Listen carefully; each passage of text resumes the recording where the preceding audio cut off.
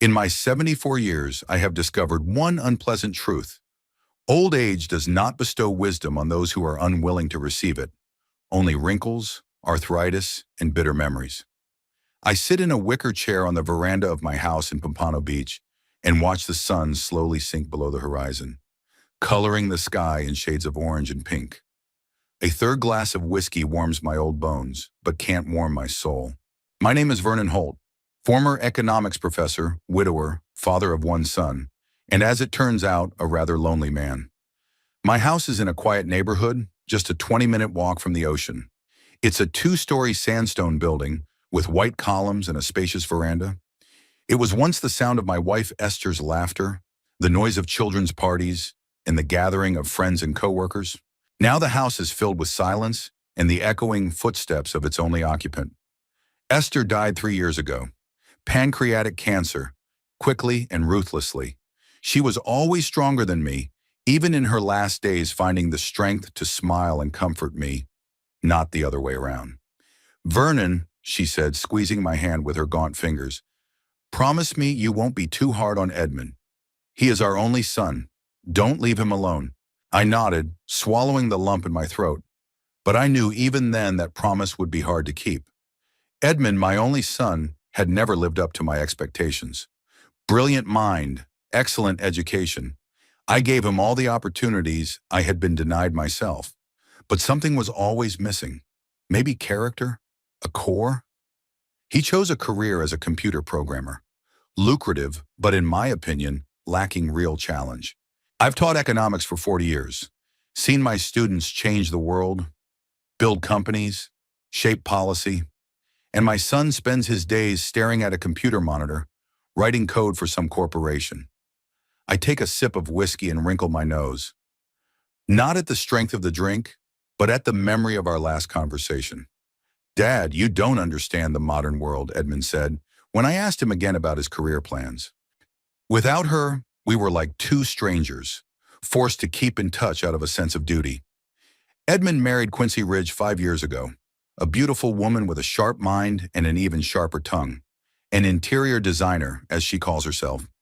I've seen her work, expensive, fancy, but no soul, like herself. When Quincy first stepped into our home, I noticed how tenaciously her eyes assessed every detail: antique furniture, paintings, a collection of rare books. I could almost hear the calculator in her head clicking, calculating the cost. "What a lovely house, Mr. Holt," she said then, with a smile that didn't reach her eyes. "So much history, so much character." "Thank you, Quincy," I replied. I answered. The collection of rare books I've amassed throughout my life is another equal amount. Quincy often accidentally strikes up conversations about the future. "Daddy, don't you think this house is too big for one person? So many stairs, such a big garden. It could be dangerous at your age." "Thank you for your concern, dear, but I'm not going to drop dead in a bed of geraniums just yet," I reply, watching her smile tighten. Edmund usually intervenes. "Father, Quincy is just worried about you. We're all worried. I wish I could believe in his sincerity. The neighbors often ask why I don't move in with my son or into some nursing home. It's dangerous to live alone at your age," they say. As if I'm a wreck and not a person who still swims every morning and solves complex problems faster than their grandchildren decide which filter to choose for selfies. The truth is, I don't want to leave the house I've lived in for almost 50 years. Every corner here holds memories of Esther, her favorite chair by the window, the garden of roses she grew, the kitchen where she made her famous apple pie. Leaving here is like losing her a second time. Lately, I've been talking to her a lot, sitting on the veranda with a glass of whiskey. I talk about my day, the books I've read, news from the university where I once taught. Sometimes I think she responds, the rustle of leaves in the wind, the soft touch of the sunset on my face. "What do you think of them, Esther?" I ask into the void. "They weren't always like this. Remember when Edmund built us a birdhouse for our 20th anniversary? It was crooked and impractical, but it was made with love. The wind ruffles the curtains in the open window, and for a moment I think it's Esther shaking her head. The phone in my pocket vibrates, breaking the moment. Edmund's number. I hesitate for a few seconds before answering. "Hello?" "Dad, it's me." His voice sounds strained. Quincy and I want to come over to your place this Saturday. There's news we want to share. What kind of news? I ask, feeling my muscles tense up. The sun is almost hidden below the horizon, coloring the sky a dark purple. Despite the warm evening, a chill creeps over me. Esther, honey, I whisper into the twilight. I try to keep my promise. I really do. But sometimes I think our son doesn't deserve a father like me. And he certainly didn't deserve a mother like you. I finish my whiskey in one gulp and rise from the chair, feeling my knees ache. It's time to go inside. Another night in the company of books and memories. Another night without her. I glance back at the door, as if expecting her to come out onto the veranda with a cup of tea in hand, as she has done 1,000 times. But the doorway remains empty. Deep down, I know I should be grateful for what I have. A roof over my head, health that is relative for my age, a son who at least feigns concern. Many of my peers are long past the grave or in nursing homes, forgotten by their children. But gratitude has never been my strong suit. As Esther said, I'm too demanding. Of myself, of others, of life. Maybe that's why our son is so cold to me. Maybe I deserve this fake concern and strained smiles. Closing the veranda door, I cast one last glance at the darkening horizon. I'll see you on Saturday, Esther. We'll see what news they have to tell us. My birthday was never an event to which I attached any special significance. Too busy with my career as a young man, too busy with family obligations as an adult. Now at the end of my life, it is only a reminder of the transience of time. 75 years, 3/4 of a century. It sounds almost absurd. Esther always insisted on celebrating. Vernon, a birthday isn't just a date on the calendar. It's an acknowledgement of your existence, she used to say, setting the table with a beautiful tablecloth and arranging candles. I stopped celebrating the day after her death, but Edmund, probably out of a sense of duty, continues to congratulate me. Usually it's a short phone call and a card sent in the mail. Last year, he didn't even show up. Something about an important project and deadlines. So his call a week ago suggesting a family dinner surprised me. Dad, Quincy and I want to celebrate your birthday for real. 75 years is a big deal. I don't see what's so special about not being dead for another year, I replied. But something shook inside, maybe a hint of attention I hadn't gotten in a while. Don't be like that, Dad. I could hear the irritation in his voice, but he quickly pulled himself together. We'll be at your place at 6 o'clock tonight. Quincy will cook your favorite meal. I grinned. I doubt Quincy even knows what I like, let alone my culinary skills. In the 5 years we've been dating, I've never seen her cook anything more complicated than a salad. Okay, I'll wait, I agreed, deciding not to ruin the moment with skepticism. And so today my house is filled with the bustle of preparations. I allowed myself the small indulgence of hiring a cleaning lady to tidy up the house. Mrs. Pruitt, an elderly woman from the island of Jamaica, has been working for me for 10 years. She's one of the few people who can see right through me and isn't afraid to tell me the truth. Mr. Holt, you should be gentler with your son, she says, wiping down the bookshelves. Young people are different now. They don't understand what it means to respect their elders. It's not about respect, Loretta, I reply, watching her carefully rearrange my books. It's about sincerity. I'd rather have honest rudeness than fake caring. She shakes her head, but doesn't argue. We've understood each other for a long time. After Mrs. Pruitt leaves, I decide to walk to the nearest liquor store. It takes longer than it used to. My knees aren't what they used to be, but I stubbornly refuse to give up my cane. I pick out a bottle of a nice red, a Chateau Margaux from 2,000 years ago. Expensive, but what the hell? If I'm going to celebrate another year of approaching the grave, it's going to be with good wine. Returning home, I ponder the evening ahead. Something in Edmund's voice alarmed me. He was too polite, too insistent. Usually our conversations are short and formal, but this time he was almost begging me to agree to the party. At 6:30, the doorbell rings. They've arrived early. I open it and see Edmund with a large box in his hands and Quincy with a bouquet of flowers. Both of them are smiling so wide it makes me want to check my will. Happy birthday, Daddy. Edmund hugs me with unexpected warmth. Happy birthday, Daddy. Ah, Quincy chirps, kissing my cheek and leaving a trail of lipstick. I let them into the house, trying to hide my bewilderment at such enthusiasm. They have never been so joyful in my presence. We brought presents, Edmund says, holding out a box. It's from both of us. Inside is an expensive cashmere sweater. Dark blue, soft, not cheap. And this too. Quincy holds out a small box. A watch. Patek Philippe. If it's real, it's worth more than my car. It's unexpected, I say, looking at the gifts. Usually you give me ties or cologne. This year we wanted something special. Quincy smiles, but her eyes remain cold.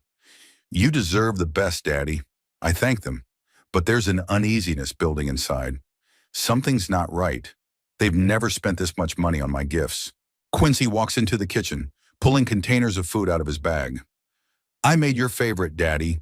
Steak with potato gratin and asparagus. And of course, chocolate cake for dessert.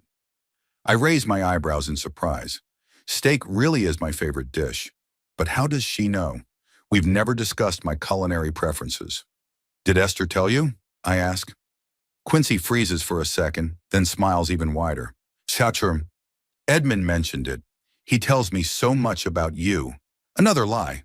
My son can barely remember when my birthday is, let alone my food preferences. While Quincy heats up dinner, Edmund leads me into the living room.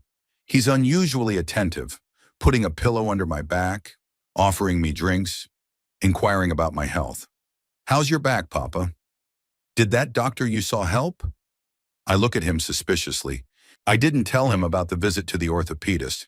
That was 2 months ago, and we haven't spoken since. How do you know about the doctor? Edmund blushes slightly, then shrugs. Mrs. Pruitt mentioned it when I called to make arrangements for tonight. Another lie. Mrs. Pruitt doesn't know about my doctor visits. I never share such details. As we sit in the living room, I watch Edmund survey the room. His gaze lingers on the antique clock above the fireplace, on the paintings, on the collection of first editions in the bookcase.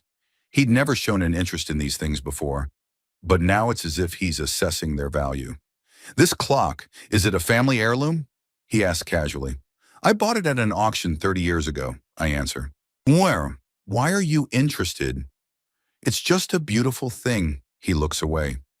Quincy always says you have impeccable taste. I hold back a chuckle. Quincy thinks my taste is old-fashioned, and she's offered to update the decor more than once. We move to the dining room, where Quincy has already set the table. She even found candles and put them in silver candlesticks that are usually kept in a closet. The table looks festive, almost like when Esther used to have family dinners. It looks great, I say, and for a moment I feel a prick of gratitude. Maybe I'm being too hard on them. The dinner takes place in a strange atmosphere.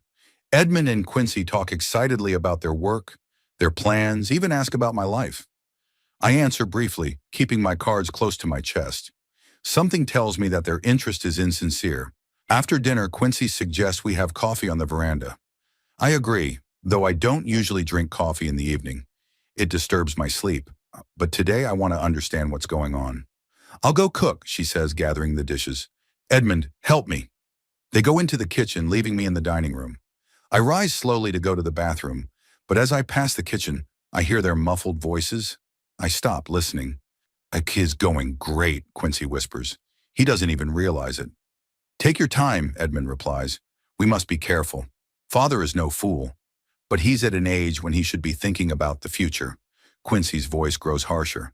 This house is too big for him. If we can convince him to move to a nursing home, or to us, Edmund adds. I'd prefer the first option, though. They laugh, and I feel the blood rush to my face.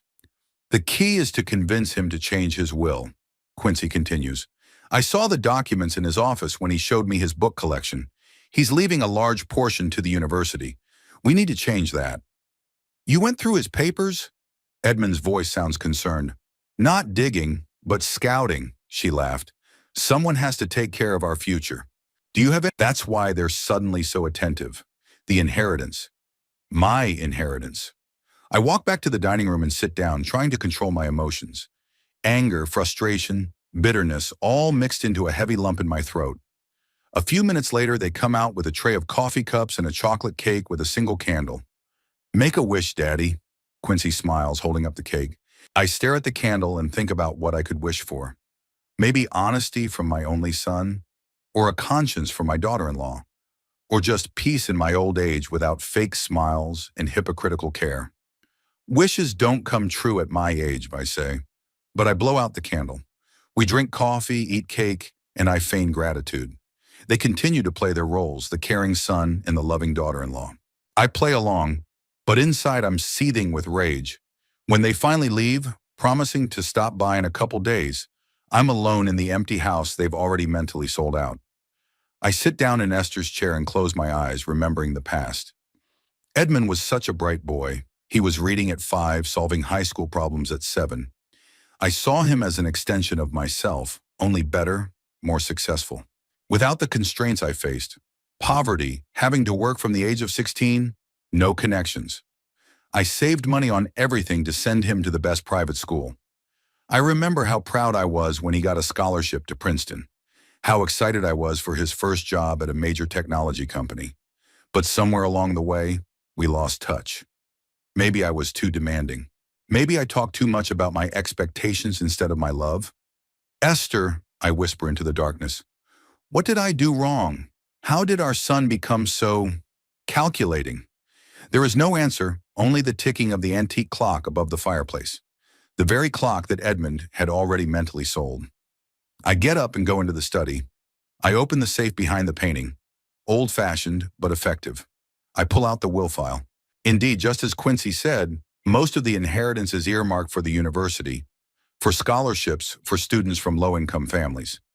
To Edmund, I left the house and a third of my savings. For a man who earns more than I ever made at my university, that's no small sum. But now, after an overheard conversation, I'm not sure he deserves even that. It's ironic that they spent thousands on gifts in hopes of inheriting millions. When I was young, I taught students about rational economic decisions, about risks and rewards, about how to invest properly. But I never taught them that the most important investments are not in stocks or real estate, but in relationships and trust, in sincerity. It seems my son missed that lesson. And now, at noon, Pearl Knox, my colleague and longtime friend, called. We met at university 40 years ago. She taught literature, I taught economics. After Esther died, Pearl was one of the few people who visited me regularly, not out of a sense of obligation, but out of genuine friendship. Happy birthday, you old grouch. Her voice sounded warm and mocking. Nana. When she arrived, I was already feeling better. She brought a bottle of good scotch and a book, a rare first edition of The Great Gatsby that I had long sought for my collection. Pearl, that's too expensive, I protested, flipping carefully through the pages. Nonsense, she said. I found it on sale at a second-hand bookstore. The owner had no idea what he was holding. She was lying, of course. I told her about last night's visit and the conversation I had overheard. Pearl frowned. What are you going to do? I shrugged my shoulders. I haven't decided yet, but I'm going to watch them today. See how far they're willing to go in their hypocrisy. Be careful, Vernon, she warned. Being disappointed in your own child is one of the most painful things in life. I knew what she was talking about. Her only daughter lives in Europe and has little contact with her mother. Pearl left around 4, leaving me to prepare for the evening ahead. I decided not to hire a caterer, as Edmund had suggested, but to cook dinner myself. Contrary to popular belief, I'm not a bad cook. Esther had taught me the basics, and since her death I'd refined my skills. By 6 p.m., the table was set. Roast beef, baked potatoes, vegetables, salad. A bottle of Chateau Margaux was breathing in the decanter. I even wore a suit, the navy blue one with tie that Esther had given me for our last anniversary. Edmund and Quincy arrived at 6 sharp. No presents this time. Apparently, yesterday's expensive gifts had to cover today's festivities. Quincy wore an elegant black dress that I was sure cost more than the average American's monthly pension. Edmund was in a suit that sat on him awkwardly, as if he rarely wore it. Happy birthday again, Daddy, he hugged me, and I could smell the expensive cologne. Happy birthday, Daddy, Quincy cooed, kissing my cheek. Oh, you made dinner. How nice. There was surprise in her tone, as if she hadn't expected the old man to be able to do such a thing. I'm not completely helpless, dear, I replied with a smile that didn't touch my eyes. Though, of course, at my age, many people expect me to be infirm and dependent. Quincy blushed slightly, but quickly pulled herself together. I never thought that. You're the most energetic 75-year-old man I know. How many do you have, I wondered. I grinned as I escorted them into the dining room. Dinner began in a tense but outwardly polite atmosphere. We talked about the weather, the latest news, a new restaurant that had opened downtown. Superficial topics, safe topics. I was waiting for the right moment to start a real conversation. After we finished the main course and I poured the wine, that expensive Chateau Margaux, I decided it was time. So, Edmund, I began, taking a sip of wine, how's your career going? Still writing code for that corporation? Edmund tensed but kept his smile. Yes, Dad. In fact, I've been promoted to senior developer. I now have a team of 5 people under me. Impressive, I nodded. Chuckshoing. What exactly are you developing? Something that will change the world? Or another app that will help people spend money on unnecessary things? Quincy gave me a disgruntled look, but didn't say anything, taking a big sip of wine. We're working on security systems for financial transactions, Edmund answered dryly. It's important work, even if it's not as visible as some other professions. I catch the hint of my academic career. Oh, I don't doubt the importance of your work, I said with a smile, especially for your bank account. How much did you say you make? More than I ever made at university, if I remember your words correctly? Edmund blushed and Quincy hastened to intervene. Edmund is very modest about his achievements, Daddy. He is one of the best in his field. He is valued not only for his technical skills, but also for his vision. Vision, I repeated, savoring the word. Interesting. And what is your vision, son? What do you want to leave behind? What mark do you want to leave on the world? Edmund squirmed in his chair, clearly uncomfortable. Not everyone has to change the world, Dad. Some people just want to live the good life. A good life, I nodded. You mean with a nice house, an expensive car, the ability to buy your wife dresses that cost as much as a teacher's monthly salary? Vernon, Quincy called me by my first name. I don't think that's fair. Edmund works very hard. Oh, I'm sure he does, I agreed, filling my glass. The question is, for what? Money? Status? Or is there more to it than that? There was an awkward pause. Edmund stared at his plate. Quincy twirled her glass nervously in her hands. How are you doing, Quincy? I turned to my sister-in-law. Is your design career thriving? Yes, thank you, she replied with a strained smile. I have several new clients, and I'm thinking of opening my own studio next year. That's ambitious, I remarked. And with what funds, if it's not a secret? As far as I know, opening a studio requires a significant investment. Quincy glanced at Edmund and then back at me. We have savings, she said evasively. Savings, I repeated. Or maybe you're counting on some sort of inheritance? The glass in Quincy's hand shook, but she pulled herself together quickly. I don't know what you're talking about, Daddy. You don't? I leaned back in my chair watching them. Then let me make it clear. Yesterday I overheard you two talking in the kitchen about how you plan to convince me to change my will, about how you've already decided what you're going to do with my house and book collection after I die. Quincy's face went pale and Edmund froze with his fork in his hand. Papa, you've got it all wrong, he began. Did I? I interrupted him. I may be old, but I am neither deaf nor stupid. The key is to convince him to change his will. I quoted Quincy's words. I saw the documents in his office. He's leaving a significant portion to the university. We need to change that. Quincy set her glass on the table with such force that it nearly shattered it. You were eavesdropping on us? That's an invasion of privacy. I laughed, unable to hide my bitterness. Privacy? In my own home, while you were discussing how to put me in a nursing home and sell off my possessions? Edmund held up his hands in a conciliatory gesture. Dad, it was just a hypothetical discussion. We're worried about your future, about what will happen when you can't. When I'm dead, I finished for him. Say it, Edmund. When your old father finally frees you from having to pretend to be a caring son and leaves you his money. Edmund's face contorted with anger. It's not fair. We've always cared for you. Really? I looked him straight in the eye. When was the last time you called me just for fun, not to ask me for money or to see if I'd change my will? When was the last time you took an interest in my life, my thoughts, my feelings? When did you act like a son instead of a relative, waiting for an inheritance? Edmund opened his mouth but found nothing to say. Quincy, on the other hand, seemed to have a second wind. You know what, Vernon? She dropped the pretense of politeness.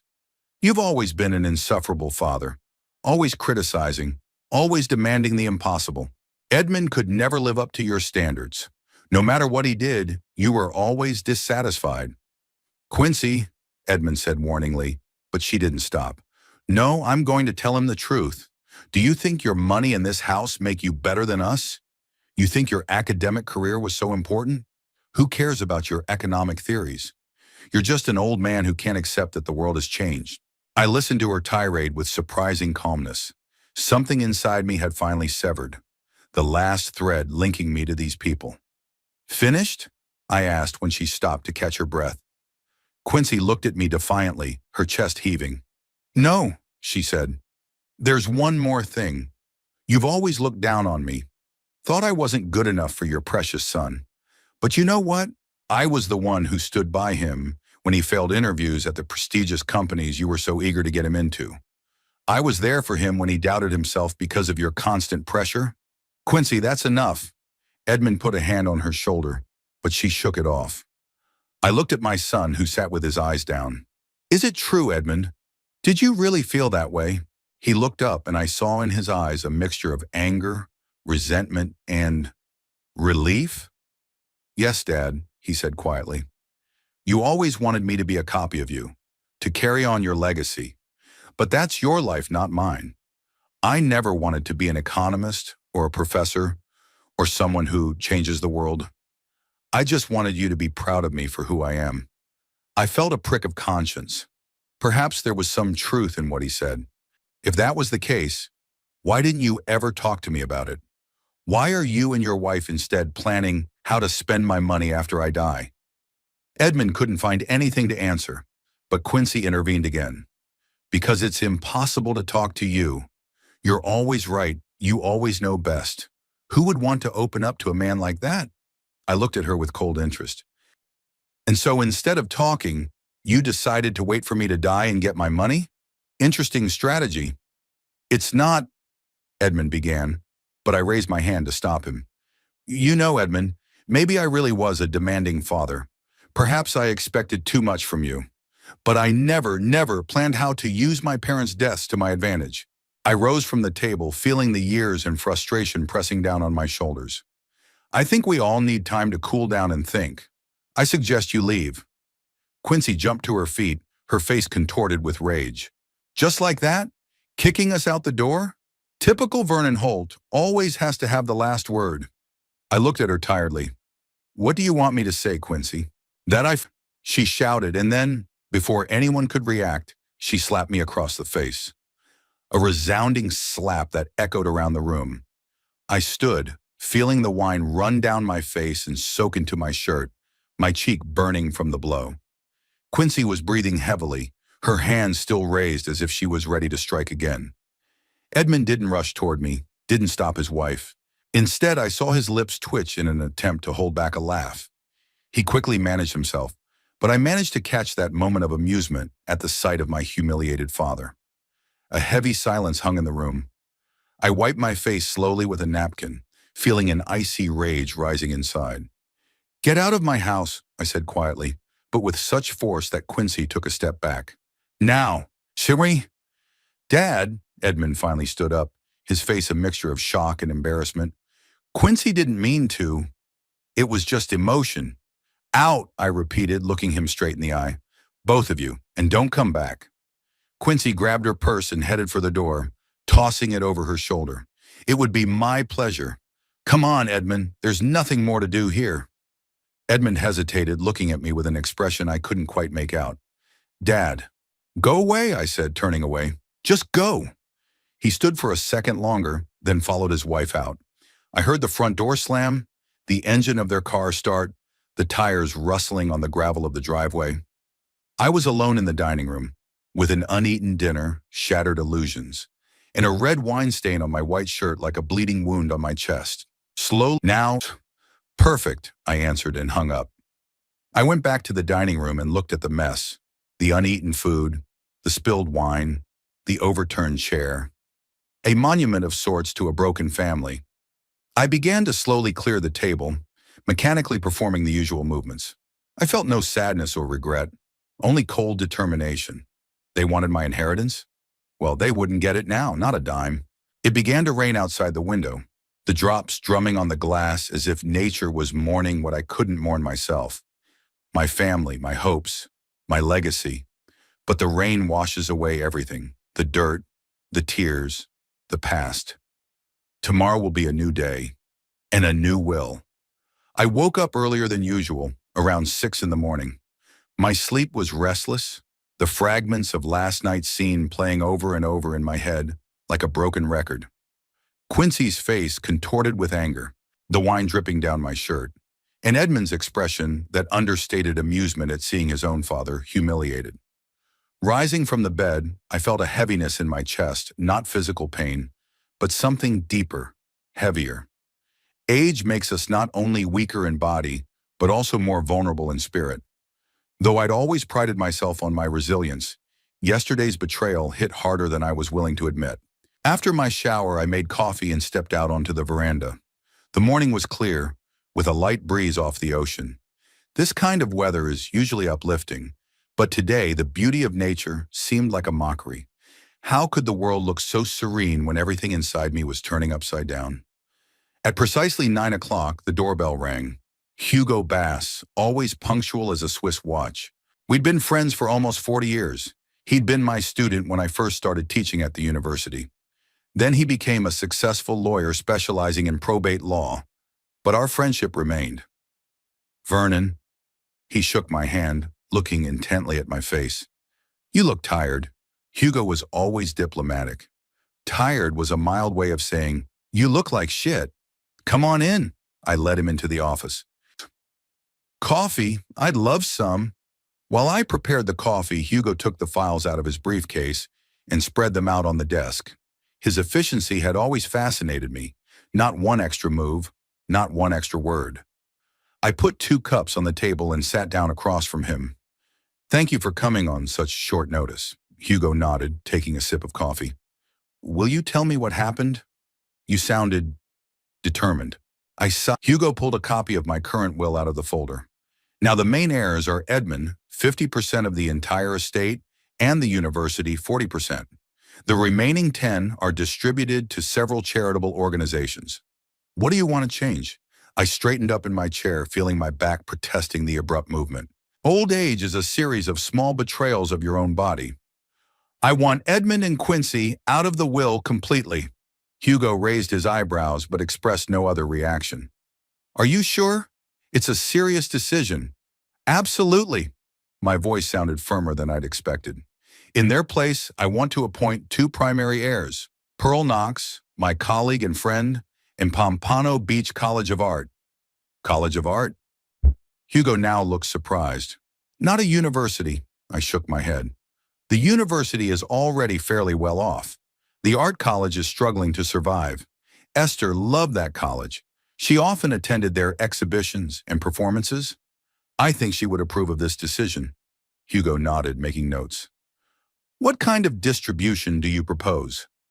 Pearl will get the house and 30% of the financial assets. The college. Hugo, at 75, I don't have much time to wait for emotions to settle. But if it calms you down, yes, I'm absolutely sure. This isn't a momentary whim. Yesterday was simply the last straw. He nodded, accepting my decision. Good. I'll prepare a new will. It'll take a couple days. Can we meet at my office on Thursday for the signing? Perfect. I finished my coffee. And, Hugo, I want this to remain confidential until, the appropriate time. Of course, he gathered the documents into his briefcase. Confidentiality is the foundation of our profession. No one will know until the will is read. When Hugo left, I felt strangely relieved. It was as if a heavy weight I'd been carrying for years had finally been lifted from my shoulders. The decision had been made, and it felt right. I made my way into the living room and stopped in front of Esther's picture on the mantel. She was smiling, holding a bouquet of wildflowers. We were on a trip to the Northwest at the time.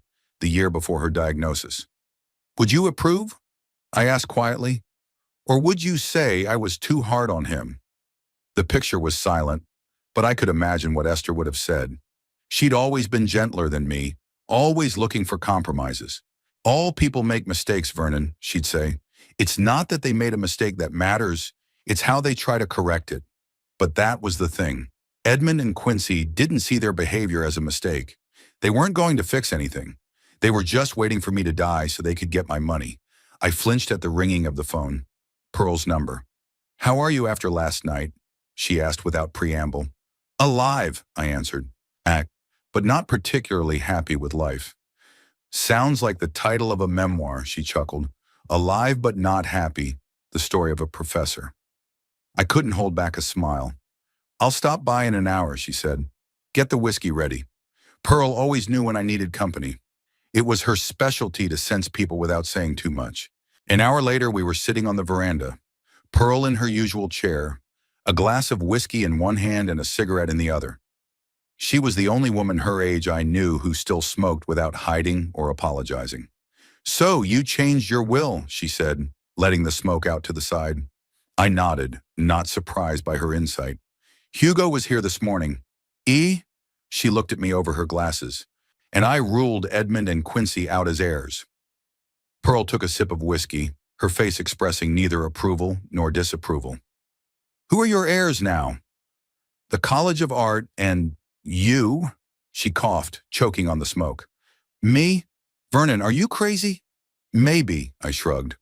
But I want my inheritance to go to people who really valued me, not my money. The college will get my book collection and most of my savings. You get the house and the rest of the money. Pearl put out her cigarette in the ashtray, her usually calm face expressing confusion. I can't accept this, Vernon. It's too much. You can and you will, I said firmly. If not for your own sake, then for mine. I want to die with the idea that my house will go to someone who will appreciate its history and not just sell it for money. Pearl looked at me for a long moment, then sighed. You're the most stubborn person I know. A debatable statement, considering I know you. She smiled but quickly turned serious. What about Edmund? He's your only son, Vernon, no matter what.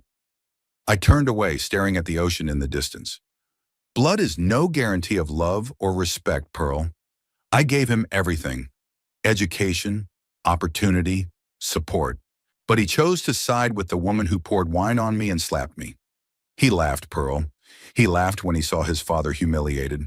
Pearl was quiet, letting me talk. You know what the saddest part is? I continued. I would have forgiven him almost anything. Even his plans for my inheritance. Even his coldness. But I can't forgive his lack of basic respect. A man who laughs at his own father's humiliation doesn't deserve a dime. Pearl set her glass on the table and took my hand, an unexpected gesture for a woman who usually avoids physical contact. I understand, Vernon. I really do. But are you sure you won't regret it later? I squeezed her hand in return. I might. But it's better to regret what you've done than what you haven't done. At least I'll know I acted in accordance with my principles. We sat in silence, watching the sun move slowly across the sky. Pearl knew me well enough to realize sometimes silence is more valuable than words. Do you remember your first year at university? She asked at last. When they put us in adjoining rooms and you complained about my typewriter? I smiled, remembering. It clattered like a machine gun. I couldn't concentrate on the lectures. And in retaliation, you used to play classical music so loud that my students thought there was a concert going on in the hallway. Beethoven, I nodded. Ninth Symphony. And we both got reprimanded by the dean, she finished with a smile. And then we went to a bar together and got drunk. And became friends, Pearl added. 50 years of friendship, I said thoughtfully. Half a century. That's longer than a lot of marriages. Pearl smoked again, squinting against the smoke. Do you know why our friendship has stood the test of time? Enlighten me. I poured whiskey into our glasses. Because we never tried to change each other, she said. I've accepted your boredom and pedantry. And I put up with your carelessness and your perpetual tardiness, I finished for her. Exactly, she raised her glass. To honesty in relationships, to accepting people for who they are, or honestly saying goodbye to them. We clinked glasses, and I felt the bitterness of the last few days recede a little. Pearl always had a way of bringing me back to reality, reminding me that life doesn't end with one disappointment. I read an interesting study recently, she said, changing the subject. About how money doesn't make people happier after a certain threshold of comfort. As an economist, what do you think? I grinned. As an economist, I have to say that it's a simplification of the complex relationship between income and subjective well-being. But as a human being, yes, I agree. Money doesn't make up for a lack of sincere relationships. And yet we live in a society that teaches us otherwise, Pearl observed. Success is measured by a bank account, not by the quality of one's connections with others. Maybe that's the problem with Edmund and Quincy, I said thoughtfully. They're so focused on the material side of life that they've forgotten the more important things. Or never knew about them, Pearl added. You can't blame a person for not appreciating what they were never taught to appreciate. I looked at her in surprise. Are you defending them? No, she shook her head. Just trying to understand. Understanding doesn't mean justification, Vernon. We continued our conversation, moving from topic to topic, from economic theories to recent books, from memories of colleagues to thoughts about the future of education. Pearl was always easy to talk to. Her mind was as sharp as a razor, but without the arrogance that often accompanies intelligence. As the sun began to slip toward the horizon, she got ready to leave. I still think you shouldn't put me in your will, she said, standing at the door. And I still think you shouldn't tell me how to dispose of my property, I parried. I guess we're at an impasse. Stubborn old man, she shook her head, but there was tenderness in her voice. Principled, I corrected. There's a difference. Pearl hugged me, a rare gesture on her part, and left, leaving behind the light smell of tobacco and the Shalimar perfume she'd been using since the 70s. I closed the door and walked back into the empty house. After Pearl left, the silence seemed especially profound. I walked to the study, sat at the desk, and opened the drawer where I kept old photo albums. Flipping through the pages, I looked at pictures from different years: young Edmund at the prom, Esther in the rose garden, us as a family at the beach. Were we ever truly happy together? Or was it just an illusion created by selective memories and staged photos? Closing the album, I walked to the window. It was already dark outside, and the lights were on in the neighboring houses. Families were gathering for dinner, talking, laughing, fighting, making up. Ordinary life, which now seemed to me an unaffordable luxury. But unlike last night, today I felt no self-pity. Something had changed after talking to Pearl, after deciding to change the will. It was as if I'd finally taken control of the situation, stopped being a victim of circumstance. Money can't buy love, that's true. But money can't buy love either. Edmund and Quincy tried to play this game of feigning concern in the hope of an inheritance. But real relationships aren't built on calculation. I went back to the table and pulled out a piece of paper. Maybe I should have written Edmund a letter explaining my decision, letting him know that this wasn't about money, but about respect and honesty. But after a few tries, I put the pen away. Some things cannot be explained in words. Some lessons must be learned through experience. Thursday, when I sign my new will be the beginning of a new chapter, a life without false hopes and illusions, a life where I will only surround myself with people who appreciate me for who I am, not what I have. I looked at the picture of Esther on the table. I hope you understand, I said quietly. I hope wherever you are, you see that I'm not doing this out of revenge, but out of principle. The picture was silent, but it seemed to me that Esther's smile had become a little sadder. Or maybe it was just the play of light in the twilight. Either way, the decision had been made. There was no turning back. I woke up earlier than usual, around 6 in the morning. Sleep was restless. The fragments of last night's scene played over and over in my head, like a broken record. Quincy's face contorted with anger, the wine dripping down my shirt, and Edmund's expression that understated amusement at the sight of his own father's humiliation. Thursday came faster than I expected. The visit to Hugo's office went smoothly. I read the new will, signed the documents in front of witnesses, and left with a sense of accomplishment. Hugo had promised that everything would be kept in the strictest confidence, and I had no doubts about his professionalism. On Friday, I found 3 messages from Edmund on my answering machine. In each one, he asked me to call back. his voice sounding increasingly strained. I decided not to call him back, not out of any desire to punish him, but because I just wasn't ready for this conversation. Saturday morning greeted me with bright sunshine and birds trilling outside my window. I drank coffee on the veranda, perused the newspaper, started a new book. A peaceful, serene morning of a man who had finally come to terms with the reality of his life. Around 11, the doorbell rang. I hadn't expected visitors and was surprised to see Pearl on the doorstep with a concerned expression on her face. "Edmund called me," she said instead of greeting me as she came into the house, "3 times in the last 12 hours. I closed the door, feeling my muscles tense. "Why?" "He was looking for you." Pearl walked into the living room and sat down in a chair. "Said you weren't answering your cell phone. Sounded worried." "And what did you say to him?" "That I haven't seen you since Thursday, and I don't know where you are." She looked at me with a slight reproachful look. "I don't like to lie, Vernon." I sighed, taking a seat across from her. "I'm sorry. I didn't mean to drag you into this." "I already did." She pulled a pack of cigarettes out of her bag, but remembered my attitude towards smoking in the house and put it back. "He asked if you told me about your plans to change your will." I froze, feeling a chill run down my spine. "What did you say?" "Nothing specific," she shrugged. "Said you and I don't usually talk about things like this. But Vernon, he already knows. Someone told him." I leaned back in my chair, digesting the information. "Hugo, it would be against all professional and ethical standards. Witnesses at the signing? Unlikely. They didn't know the details of the will." "Maybe someone from Hugo's office," I suggested. "A secretary, a paralegal." "Maybe," Pearl agreed. "Either way, Edmund knows, and he's in a panic. I think you should prepare for their visit." As if to confirm her words, through the window I saw Edmund's familiar silver Lexus pull into the driveway. "There they were," I said, feeling oddly calm. "Do you want to stay?" Pearl stood up, adjusting her blouse. "No, this is your family matter. I'm an extra." She headed for the back door to avoid seeing Edmund and Quincy. "Pearl," I called out to her. "Thanks for the warning." She nodded and disappeared down the hallway leading to the back door. The doorbell rang a minute after she left. I took a deep breath, walked to the door, and opened it.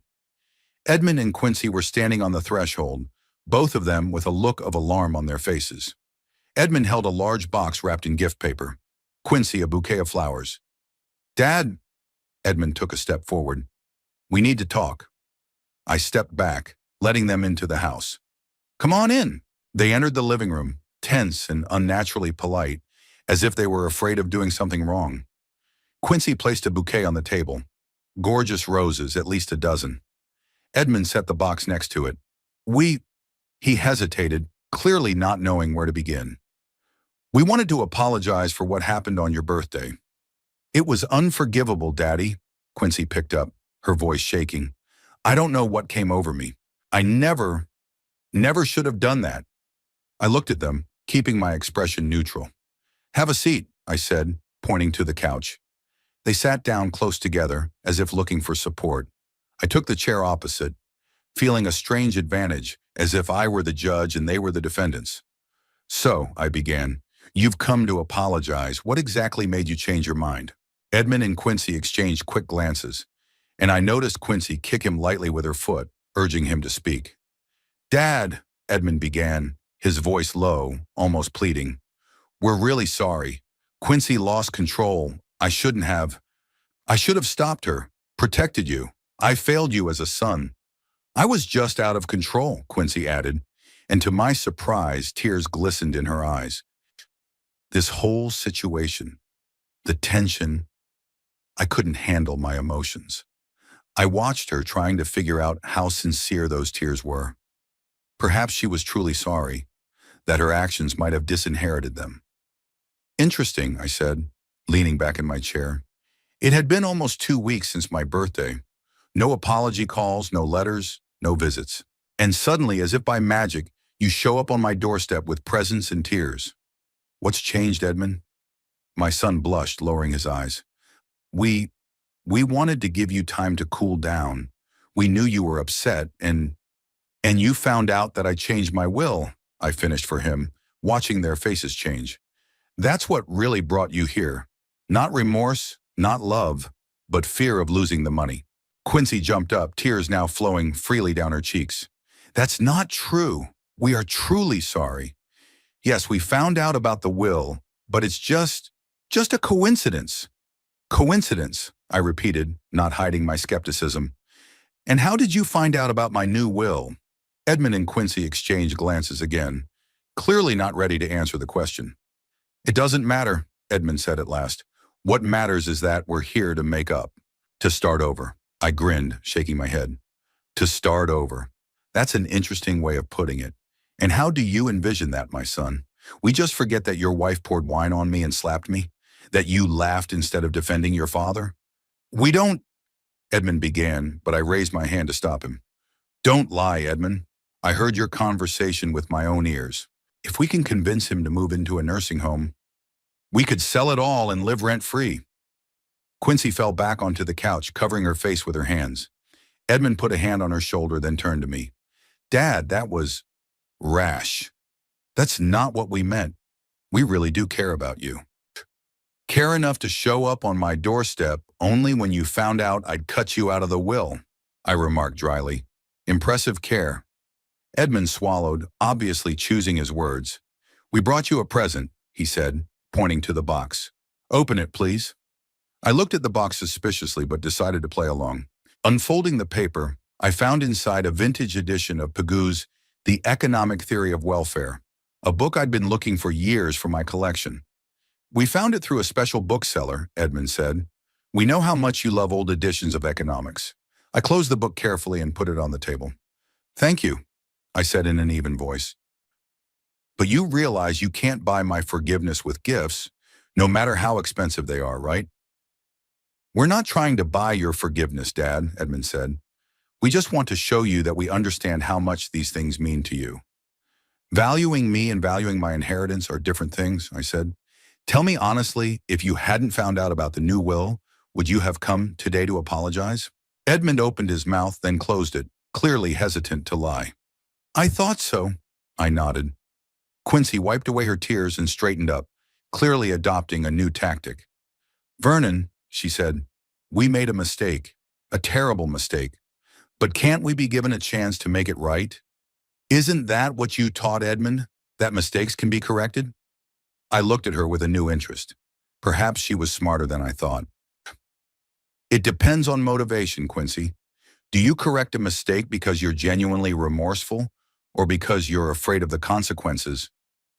I am truly remorseful, she said, and I almost believed her. Almost.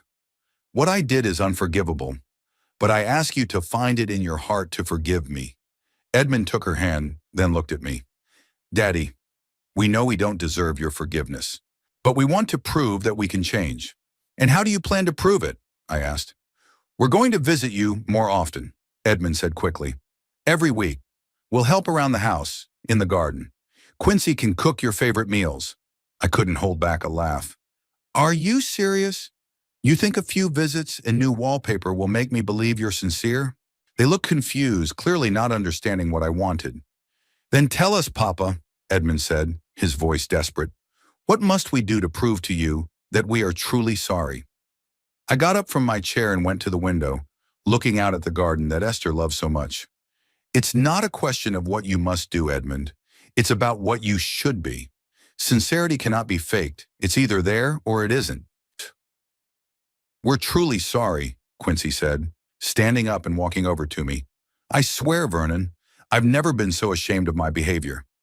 I turned to her, studying her face, her eyes still moist with tears, her lips trembling. Perhaps she was truly sorry, but I couldn't escape the thought that her regret had nothing to do with what she had done, but with the consequences of her action. How did you find out about the new will? I asked again. It's important, Quincy. She lowered her gaze, then looked at Edmund, as if seeking support. Skip Morrison told us, Edmund finally replied. He works in Hugo's office as a junior partner. He and I play golf on the weekends. And he just happened to tell you about a confidential document? I raised my eyebrows. Edmund blushed. Not exactly like that. He mentioned that he'd seen you in the office. I pressed him, and he hinted that you might have changed the will. Not in our favor. I see, I nodded, and you immediately rushed to save the day. We didn't, Edmund began, but he didn't finish. I looked at the two of them, tense, desperate, willing to do anything to regain their place in my will. Perhaps somewhere deep down inside they were truly sorry, but I couldn't base my decision on maybe. I'll think about it, I said at last. I need time. Their faces brightened with hope, the first ray after the storm. Of course, Dad, Edmund said quickly. How much time do you need? As long as it takes, I answered, rising from my chair, signaling that the conversation was over. I'll contact you when I'm ready. They took the hint and started to get ready to leave, but not before Quincy made one last attempt. Can we come over for lunch tomorrow? I'll cook your favorite steak. I shook my head. Not tomorrow, Quincy. I'll be in touch. She looked disappointed, but nodded, pulling on a smile. Of course you will, Daddy, when you're ready. There was that wimpy daddy again, the one that always gave me an internal shudder. I walked them to the door, accepting an awkward hug from Edmund and a kiss on the cheek from Quincy. When the door closed behind them, I leaned my back against it, feeling a mixture of relief and sadness. They didn't understand. Even now, even after everything that had happened, they didn't understand the core of the problem. They saw only the surface, the will, the money, the inheritance. They didn't see the depth, the lack of respect, the lack of sincerity, the lack of real connection. I went back to the living room and sat in a chair, looking at the gifts they had brought, expensive roses and an even more expensive book. Material things meant to replace what cannot be bought, real relationships. My gaze fell on Esther's picture on the mantel. What would she say now? Would she advise me to forgive, to give it another chance? Or would she agree that sometimes you have to let go? I didn't know the answer. And maybe that was the problem. I'd always expected Esther to smooth over the sharp edges between Edmund and me. She was a buffer, a bridge between us. Without her, we ended up on opposite sides of the river, not knowing how to build a new bridge. I spent the 3 days after Edmund and Quincy's visit thinking. I went through memories like old photographs. Edmund's childhood, his first steps, his school successes, the rare moments of genuine intimacy. I tried to understand at what point we had lost each other, when fatherly love and filial affection gave way to cold calculation and mutual resentment. Perhaps there was equal blame on both sides. I was always a demanding father. I expected more from my son than he could give. I saw him as an extension of myself, not as a separate person with his own aspirations. Esther often reproached me for this, saying that I was putting pressure on the boy, that not all children should follow in their parents' footsteps. But even if I had been wrong, even if I had been too harsh or aloof, did that justify the way Edmund and Quincy treated me now? Did it give them the right to see me as nothing more than an obstacle between them and my inheritance? On the 4th day I made my decision. It was not impulsive or dictated by anger. On the contrary, it was the calm, measured decision of a man who had finally seen the situation clearly, without illusion or self-deception. I called Edmund's office, knowing I'd find him alone, uninfluenced by Quincy. Dad? I could hear the surprise and anxiety in his voice. Is everything all right? Yes, I answered. I thought about our last conversation and made a decision. Can you and Quincy come over tonight? Sure, he perked up immediately. What time? 7 o'clock. And Edmund, no presents this time. Just come. He was quiet for a moment. All right, Papa, we will. After the call, I felt strangely calm. It was as if I'd been carrying a heavy weight for a long time and had finally decided to let it go. Relief mixed with sadness. Because it was not just a decision, but a farewell to the hope that someday my son and I would have a normal relationship. I spent the day getting my thoughts in order, preparing for the conversation that would set the stage. At 5 o'clock, Pearl called to tell me about my decision. Are you sure? She asked after a long silence. It's a big step, Vernon. More than serious, I replied. I gave them a chance to show genuine remorse. All they showed was fear of losing their inheritance. Shouldn't we wait a little longer? Give them more time? I shook my head, though she couldn't see it. Time won't change who they are, Pearl. They are who they are, and I am what I am. An incompatibility of character, as they say in divorce proceedings. Only this isn't a marriage, Vernon. It's a father-son relationship, which should be based on mutual respect as much as marriage, I countered. Look, Pearl, I'm not making this decision lightly. I've been thinking about it for days and nights, and I've come to the conclusion that further relationships will only bring more pain and disappointment. She sighed. I understand, and I respect your decision, even if I don't completely agree with it. Do you want me to come over tonight? For more, we settled into the living room, they on the couch, me in my chair across from them. The classic disposition of our conversations. Have you made your decision, Papa? Edmund came straight to the point, his voice tense. I nodded, looking at them calmly. I had. But before I tell you what it is, I want to ask you one question. They exchanged quick glances. Of course, Daddy, Quincy said, using that sweet form of address again. Why do you want to stay in my will? I asked bluntly, and I asked for an honest answer, without prevarication or trying to tell me what you think I want to hear. Edmund looked caught off guard. He opened his mouth, closed it, then opened it again. Papa, that's... Strange question. You're my father. Naturally, I'm your heir. That's not an answer to my question, Edmund, I said calmly. I asked why you want to remain in my will, not about what seems natural or traditional. Because we are a family, Quincy interjected, seeing her husband's predicament. Family takes care of each other, supports each other. That's just what families do. I looked at her for a long moment. That's an interesting interpretation of family relationships, Quincy, especially considering how you've taken care of me and supported me all these years. She blushed, lowering her eyes. We made a mistake, Daddy. We've already admitted it. You only admitted it after you found out about the change of will, I reminded her. And you still haven't answered my question. Why do you want to stay in my will? What does it mean to you? Edmund looked annoyed. Dad, why all the philosophical questions? If you want to tell us your decision, just tell us.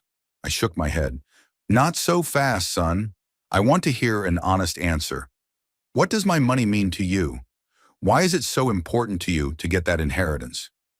Quincy put her hand on Edmund's knee, as if reassuring him, then looked at me. Okay, Vernon, you want honesty? Here it is. Yeah, we need money. I want to start my own design studio. Edmund is tired of corporate slavery and wants to start his own business. We want to have kids, but we can't afford a nice house in a decent neighborhood.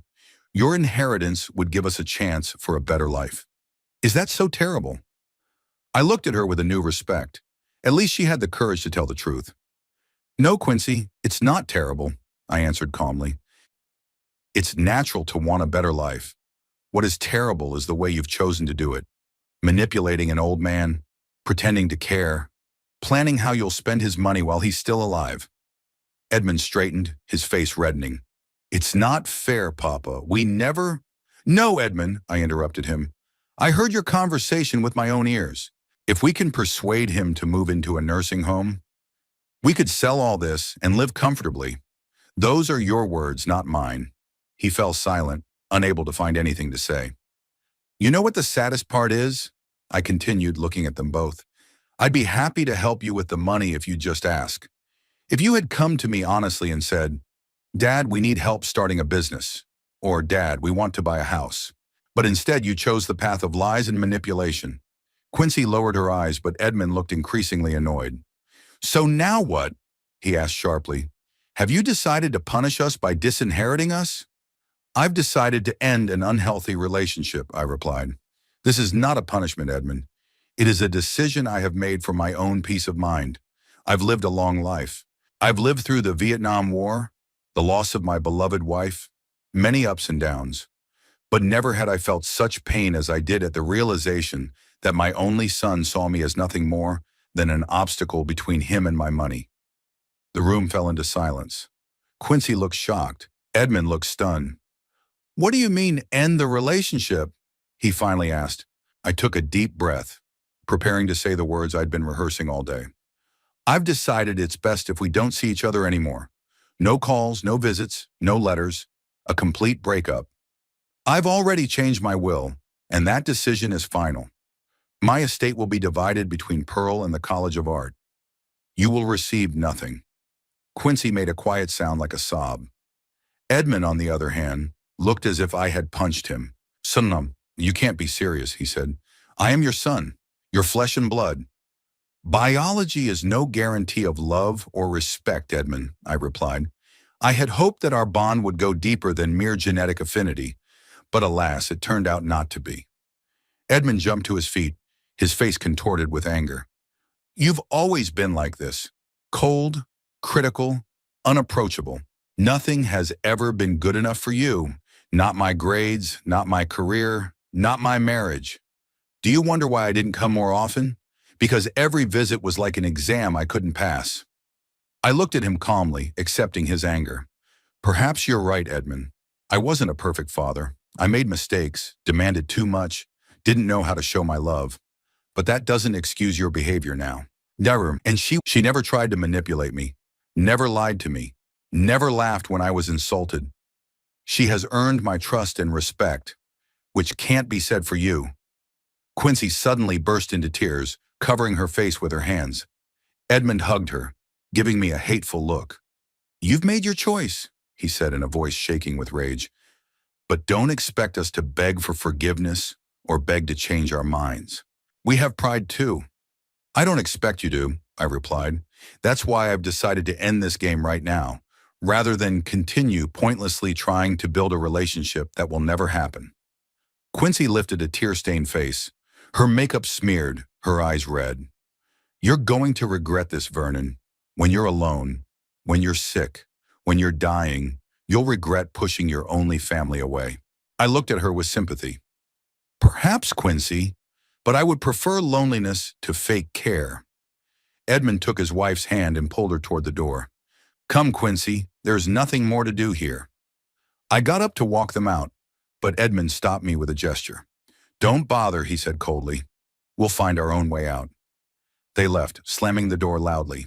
I was alone in the living room, feeling strangely empty.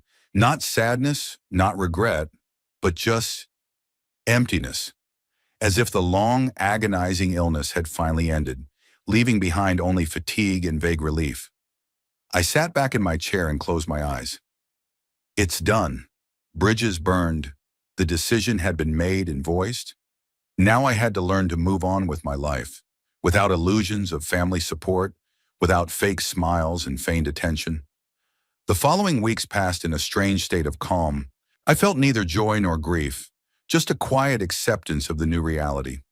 Pearl visited me more often, sometimes staying for dinner. We talked about everything. Books, politics, the past. Never about Edmund and Quincy. One day while looking through the local paper, I came across an ad. The Pompano Beach Community Center is looking for teachers for courses in economics and financial literacy for seniors. Without hesitation, I dialed the number listed. 2 weeks later, I was already teaching my first seminar to a group of 12 people, all over 65. We discussed the basics of investing, protection from scammers, and inheritance planning. I found that teaching still brought me joy. Seeing people understand complex concepts, seeing their perspective on finances change, and seeing them become more confident in their decision-making. After the third class, a woman named Doris, a widow in her 70s, approached me. Professor Holt, she said smiling, you have no idea how much this means to us. My husband was always in charge of the finances, and when he died, I felt completely helpless. Now I finally realize what I'm doing. Her words touched me more deeply than I expected. I suddenly realized that my knowledge and experience still had value, that I could still be useful, even in my 75. Gradually, the courses became the center of my new life. I met people, listened to their stories, shared my own. Some of them became friends. We would gather in cafes after class, discussing not only economics, but books, music, life. I found myself surrounded by people who valued me not for my money or status, but for who I was, and with all my knowledge, experience, even my wry humor and directness. Pearl often joined our meetings. She began teaching her own literature course at the same center.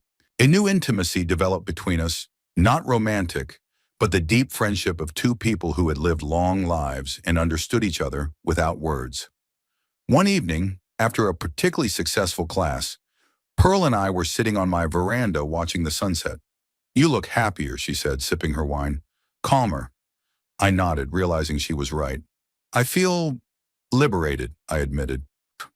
Like I'd shed a heavy weight I'd been carrying for years. The weight of unfulfilled expectations and false hopes, I added. I'd clung to the idea of family for so long that I'd missed the real connections around me. Pearl smiled, her wrinkled face glowing with warmth. Family isn't defined by blood, Vernon.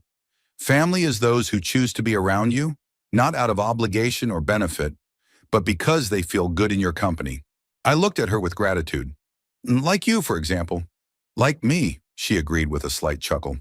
God knows what I see in you, though. A grouchy, stubborn economist with an impossible temper. We laughed, and I felt the last vestiges of bitterness dissolve in the evening air.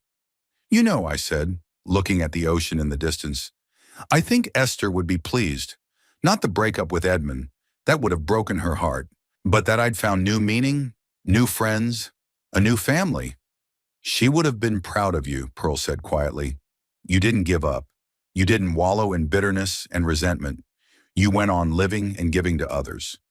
We sat in silence, watching the sun slowly sink below the horizon, coloring the sky shades of orange and pink.